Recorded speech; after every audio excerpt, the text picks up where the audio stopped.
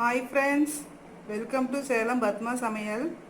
இன்றைக்கி நம்ம என்ன பார்க்க போகிறோன்னா, ஒரு ஹெல்த்தியான பாசிப்பருப்பு லட்டு தான் பார்க்க போகிறோம். வாங்க போய் பார்க்கலாம். அதுக்கு முன்னாடி நம்ம சேனல் இப்போ தான் புதுசாக பார்க்குறீங்கன்னா சப்ஸ்கிரைப் பண்ணிக்கோங்க, பக்கத்தில் பெல் பட்டனையும் அழுத்திக்கோங்க. இப்போ இந்த பாசிப்பருப்பு லட்டு செய்கிறதுக்கு பார்த்தீங்கன்னா நான் வந்து ஒரு பேன் வச்சுருக்கேன். நான் ஒரு ஸ்பூன் அளவுக்கு நெய் ஊற்றுறேன். அதில் வந்து ஒரு 5-6 பல்லு முந்திரி போட்டு வறுத்துக்கலாம்.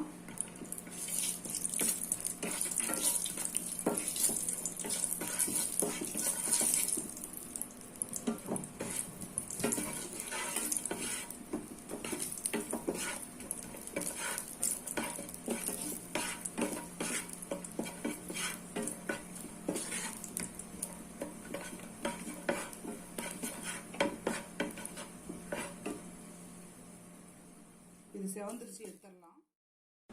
இப்போ பாருங்க, அதே பேனில் நான் வந்து 1 கப் அளவுக்கு பாசிப்பருப்பு வச்சுருக்கேன். அது போடுறேன். பாசிப்பருப்பு போட்டு நல்லா செவக்க வறுக்கணும்.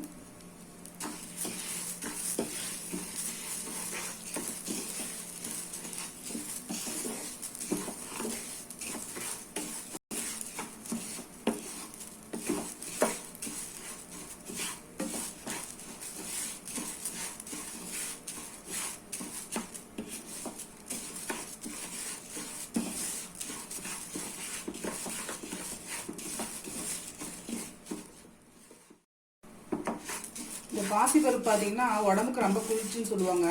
இந்த சம்மர் டைமில் வந்து நம்ம கிட்ஸுக்கெல்லாம் இந்த மாதிரி செஞ்சு கொடுத்தா வைங்களேன், ஒரு ஸ்நாக்ஸ் சாப்பிட்ட மாதிரியும் இருக்கும், உடம்புக்கு குளிர்ச்சி தந்த மாதிரி இருக்கும், ப்ரோட்டீன் ரிச்சானது கூட. அந்த மாதிரி செஞ்சு கொடுங்க நீங்களும். இதுக்கு வந்து நெய்யும் கம்மியாக தான் தேவைப்படும், நிறைய தேவையில்லை.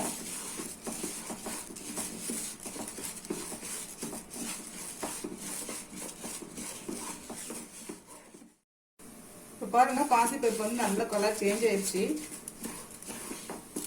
பார்த்தா தெரியும், ப்ரௌன் கலரில் மாறிடுச்சு.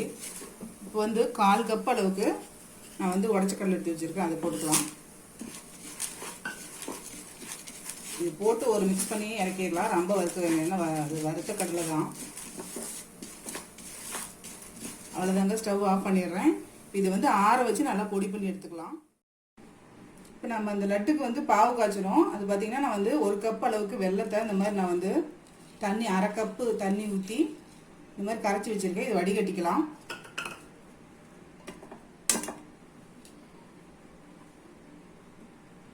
ஏன்னா கல், மண், தூசிலாம் இருக்கும். அதனால் இந்த மாதிரி பண்ணிக்கிட்டோம்னா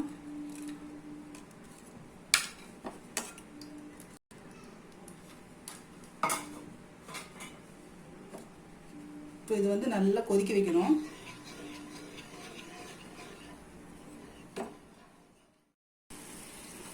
பாருங்க, கொதிக்க ஆரம்பிச்சிருச்சு. இதுக்கு வந்து பாகு பதம்லாம் எதுவும் கிடையாதுங்க.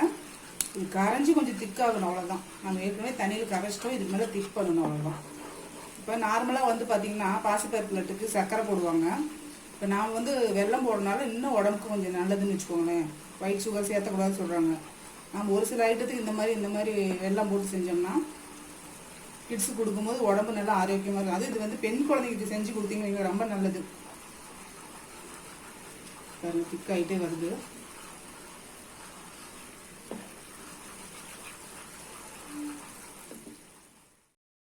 இப்போ பாருங்க, திக்காயிடுச்சு. நான் வந்து ஸ்டவ் ஆஃப் பண்ணிடுறேன். இப்போ வந்து நம்ம லட்டு பிடிச்சிக்கலாம். இப்போ பாருங்கள், பாசிப்பருப்பு வந்து நல்லா நான் வந்து நல்லா நெய்ஸாக அரைச்சிக்கணுங்க. அப்படி முடியலன்னா நீங்கள் வந்து சலடை வச்சு சளிச்சு கூட இந்த மாதிரி ரெடி பண்ணிக்கோங்க. இப்போ வந்து நான் ஏலக்காய் பொடி போடுறேன். கொஞ்சமாக ஏலக்காய் பொடி,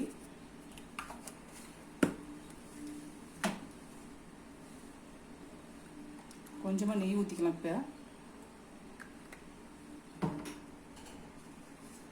இது நல்லா மிக்ஸ் பண்ணி விட்டுக்கலாம்.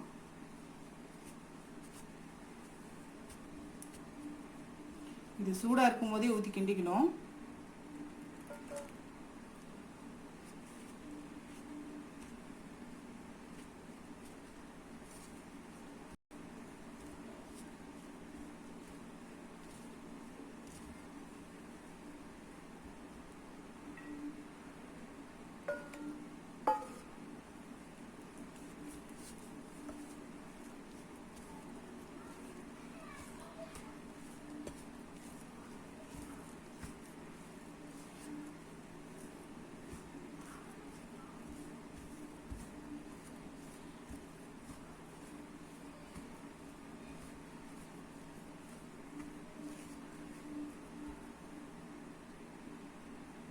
கொஞ்சம் கொஞ்சமாக ஊற்றுங்க, நிறையா ஊற்றிட்டா அப்புறம் ரொம்ப தண்ணி ஆயிரும்.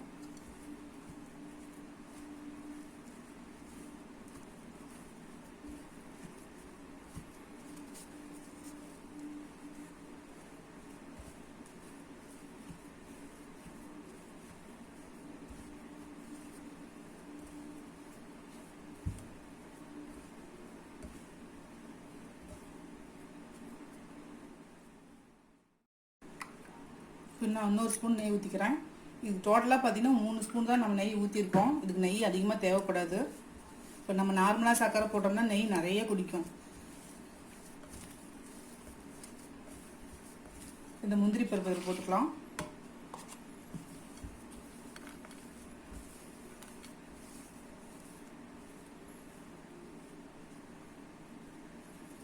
ஓரளவுக்கு மீடியம் சைஸாக பிடிச்சிக்கிட்டிங்கன்னா வேஸ்ட் பண்ண மாட்டாங்க குழந்தைங்க.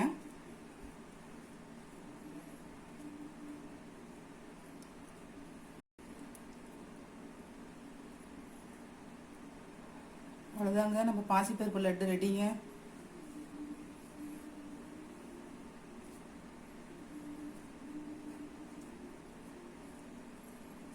கொஞ்சம் லைட்டாக சூடாக தான் இருக்கும், அப்படியே பிடிச்சிட வேண்டியதுதான்.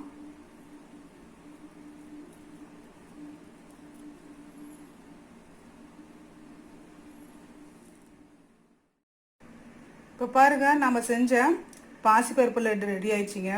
இது கிட்ஸுக்கெலாம் செஞ்சு கொடுங்க, ரொம்ப உடம்புக்கும் நல்லது.